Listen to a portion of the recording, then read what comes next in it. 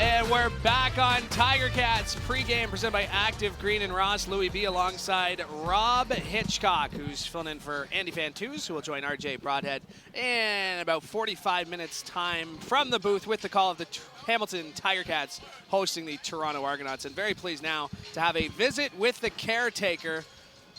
Caretaker Bob Young is here on set with us, and Caretaker, it is great to see you here at Tim Hortons Field. Louie, it's such a pleasure to be here, but am I allowed to talk to you without my mask on, or do I need to sound muffled on the radio or something? No, you're sounding crystal clear. We're just keeping our distance. We're all fully vaccinated and been tested, and we're in the building. And well, you don't even have your green wristband.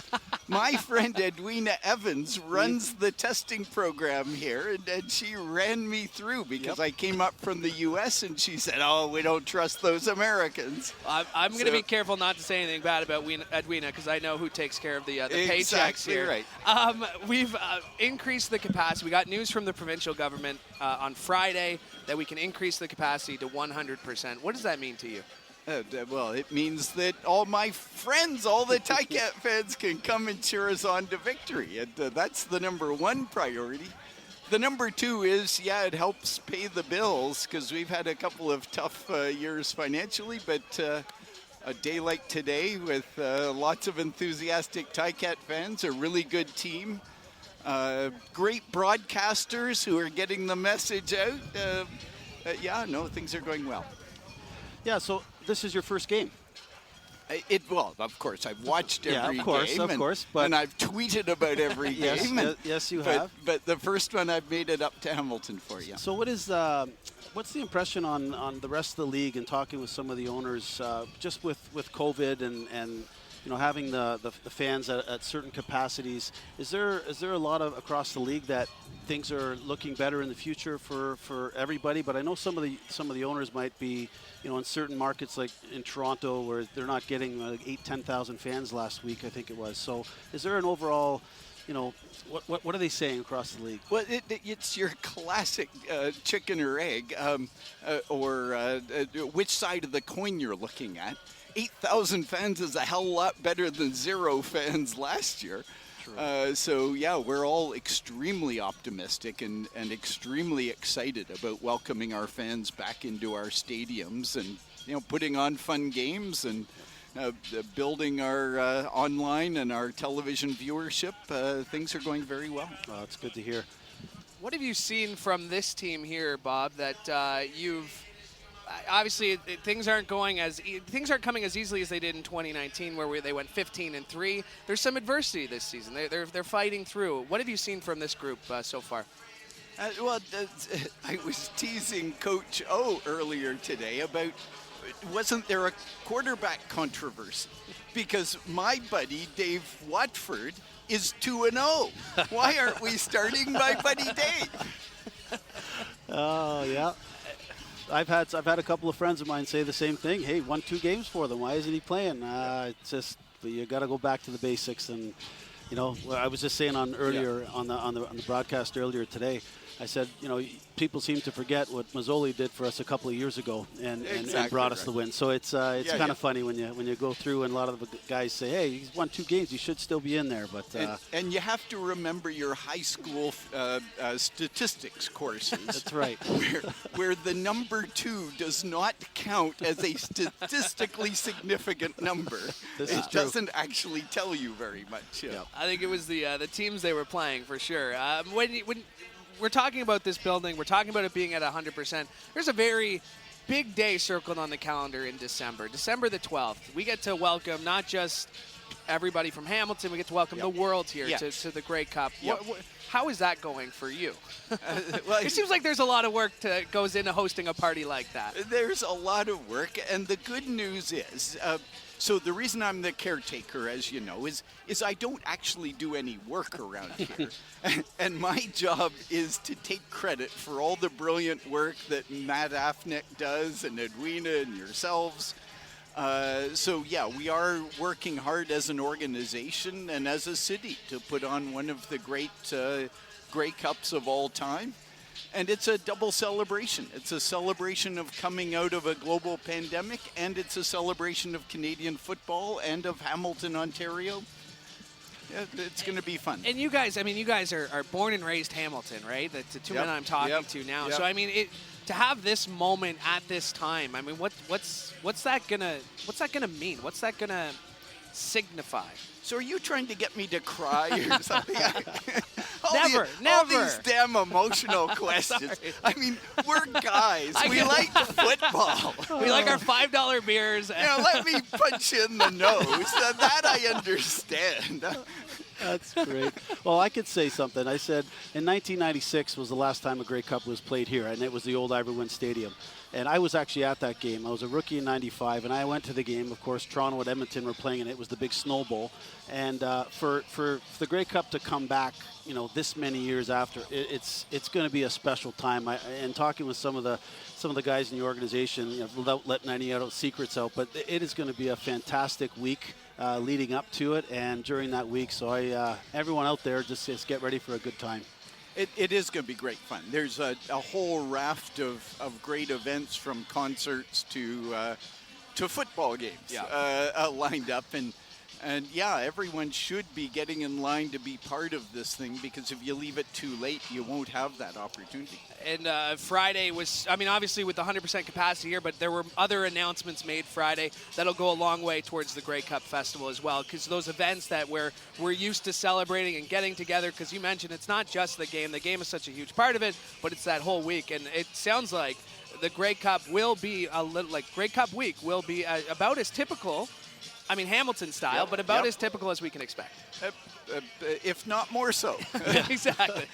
I'm not sure. Typical wasn't the right word. Exactly. Norm, but because everything we talk about is it normal. Like, it's going to be as back to normal as it's going to feel. And even at friends here, I've had friends who have come to games and they say it's just nice to be surrounded by people again, like-minded people celebrating this team. Yeah, but keep in mind, in '96, when we last held the Grey Cup here, the Ticats were financially in tougher situation. We're in this is a much healthier organization. It's a much healthier city. The whole thing is going to work so much better. This is going to be a great event, and Mayor Fred and City Council are almost as excited as you and I are, and that's a rare event in Hamilton as well. So I love politicians at all levels, because they have such a difficult job, but it's nice for them when there's clarity around an issue. And this issue is one with no downside for them. They get to be as excited about the Grey Cup coming to the city as I am. So this is going to be fun. So you're saying there's going to be more than one tent across from Jackson Square like there was in '96? Because I think there was one big major tent, and if I remember correctly. There's going to be more than one tent. I can guarantee you that. There's going to be more than one tent, but the other teams are as excited about participating in the Grey Cup as we are, because, again, their fans want to come out and celebrate the end of this pandemic and want to celebrate life getting back to normal. And so not only are the events that we're putting on, but the I can't even remember the names. Is it the Spirit of Hamilton? Is one of the famous ones, and they'll be here in a big effort. I'll be ready for pancakes at the Spirit of Edmonton for sure. Exactly. And you made such a great point, because Rob, you brought it up too. '96. I mean, this city was a completely different place. Yeah. This area, and that's as someone who's about to leave his 20s. That's what I've come to know Hamilton as, this kind of renaissance of a city, and this will be another opportunity to showcase the entire city. That's exactly right. My daughter was commenting, she's living in New York, but she is commenting that kids she went to school with in Toronto are moving to Hamilton because the GO train is coming to Hamilton. You can get better property here. There's a better music scene here. The restaurant scene is improving every day. It's a great time to be a Hamiltonian. What can you say? Let's talk about this game, because it's the Ticats and it's the Argos. I mean, of course you were going to be here in person for this one, because these two teams don't like each other. No, and the fan bases don't like each other. Well, actually, that's not true. The fan bases actually quite like each other, because we're big CFL fans. Yeah. But we really like the ribbing of each other. We like to have a rivalry, and this one is as good as you get anywhere in sports. And yeah, but we should let Rob talk about the athletes on the field, because Well, I remember as a player, not only for the Grey Cup game, but for this game as well. You know, there used to be some fights back from the fans, because there'd be a lot more people coming down from Toronto to watch these games. But I have not seen that probably in the last 15 or so years. More family-oriented on both sides, and you're right, Bob. Yep. The ribbing, you know, when Hamilton scores, I see someone in the stands ribbing someone. It's not anything where it's very negative. It's just they're having fun with each other, and I think that's the difference now in the last 15 or so years. It's been really nice to see. it's been the fun bit of getting families involved and getting the kids involved. Yeah. Because all us drunk old guys behave so much better when we're surrounded by kids. Yeah, well, we have to be. Yeah, that's right. That's the point. And that's, I mean, that's how this league's going to grow. We started this conversation talking about, you know, how are other teams going to get fans back in the building. It's going to start by making it a good experience, and there's got to be a good product on the field. Those two things have definitely worked in Hamilton's favor the last few years. Yeah, and we have a great football organization, from Sean Burke to Orlando to their whole staff.